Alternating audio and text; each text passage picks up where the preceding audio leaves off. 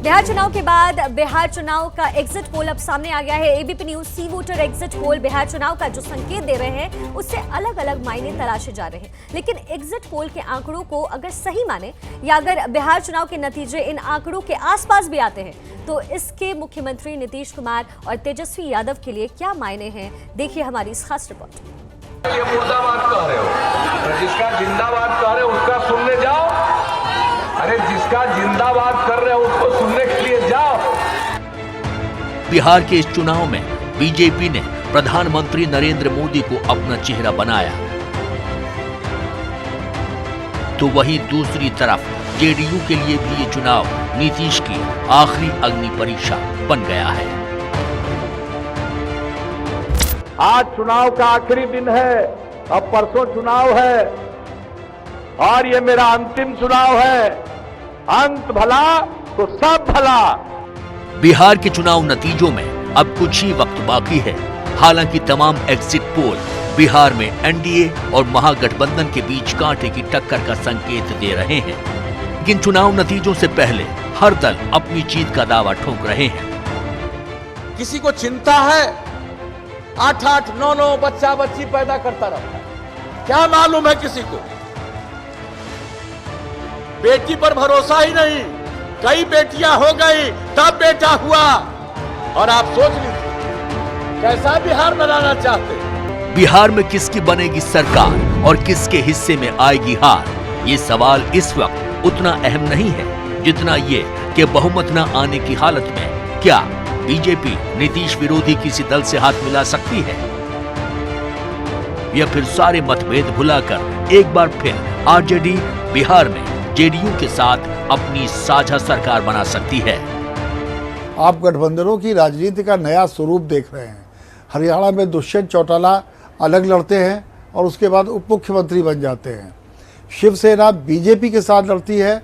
सबसे पुरानी उनकी एलाई होने के बावजूद आज उद्धव ठाकरे अपनी सबसे कट्टर दुश्मन कांग्रेस और शरद पवार के साथ मुख्यमंत्री बने हुए हैं। तो राजनीति में इसी पाटलिपुत्र में जहां पर चुनाव हो रहा है, इसी में कभी आचार्य चाणक्य ने कहा था कि राजनीति में स्थायी शत्रु और मित्र नहीं होते, इसलिए अपने कुछ पत्ते छिपा कर रखने चाहिए। मैंने जो अभी उल्लेख किया कि कुछ पत्ते लोगों ने छिपा कर रखे थे, वो शायद इसीलिए कि चुनाव के बाद शायद स्थितियां बदलें और बदली हुई स्थितियों में वो ज़्यादा से ज़्यादा लाभ कैसे उठा सके।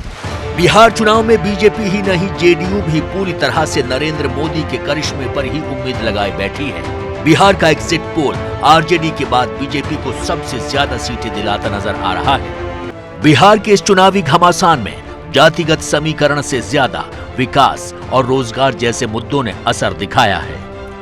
इसका संकेत एग्जिट पोल से भी मिलता नजर आ रहा है।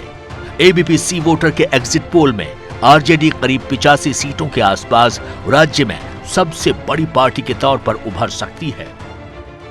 एग्जिट पोल के आंकड़ों के मुताबिक महागठबंधन सरकार बनाने के ज्यादा करीब है।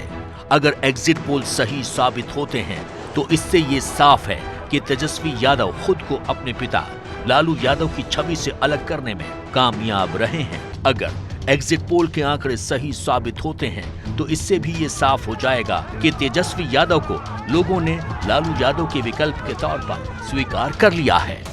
एग्जिट पोल सही होने पर तेजस्वी की वो मुश्किल भी खत्म हो जाएगी जो लालू राज में भ्रष्टाचार का मुद्दा बनकर उन्हें परेशान करती है।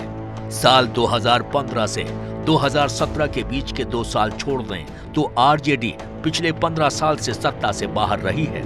ऐसे में एग्जिट पोल के मुताबिक अगर नतीजे आए तो आरजेडी दोबारा सत्ता का स्वाद चख सकती है।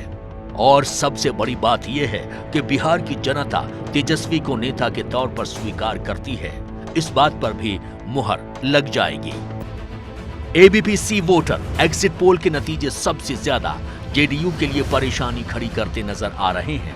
नीतीश कुमार पिछले करीब 15 सालों से बिहार की सत्ता में बने हुए हैं, लेकिन लगता है इस बार कोरोना महामारी, बेरोजगारी, मजदूरों का पलायन और बाढ़ के चढ़ते पानी ने उनका राजनीतिक समीकरण खराब कर दिया है। पिछड़ा, अति पिछड़ा और महादलित की राजनीति के जरिए राज्य की सत्ता में मजबूती से खड़े रहने वाले नीतीश की राजनीति के लिए एग्जिट पोल के ये आंकड़े काफी कुछ बयान कर रहे हैं। एग्जिट पोल के मुताबिक अगर जेडीयू 38 से 46 सीटों के बीच सिमट जाती है तो वो बिहार में आरजेडी और बीजेपी के बाद तीसरे नंबर की पार्टी बन जाएगी। एग्जिट पोल के मुताबिक 21 से 29 सीटों के साथ कांग्रेस भी जेडीयू के बेहद करीब खड़ी है, यानी नीतीश की जेडीयू का चौथे पायदान पर जाने का भी खतरा मंडरा रहा है। ऐसे में नीतीश कुमार की राजनीतिक साख पर ही सवाल खड़ा हो गया है। एग्जिट पोल के संकेत के मुताबिक बिहार में चाहे एनडीए की सरकार बने या फिर महागठबंधन की, ज्यादा नुकसान में नीतीश कुमार ही नजर आ रहे हैं। अगर बिहार में महागठबंधन की सरकार बनी तो तेजस्वी यादव के हाथों मिली हार का ये जख्म उनके लिए नासूर बन सकता है, और अगर एनडीए की सरकार बनती है तो उनके लिए मुख्यमंत्री पद बचाए रखना मुश्किल हो सकता है।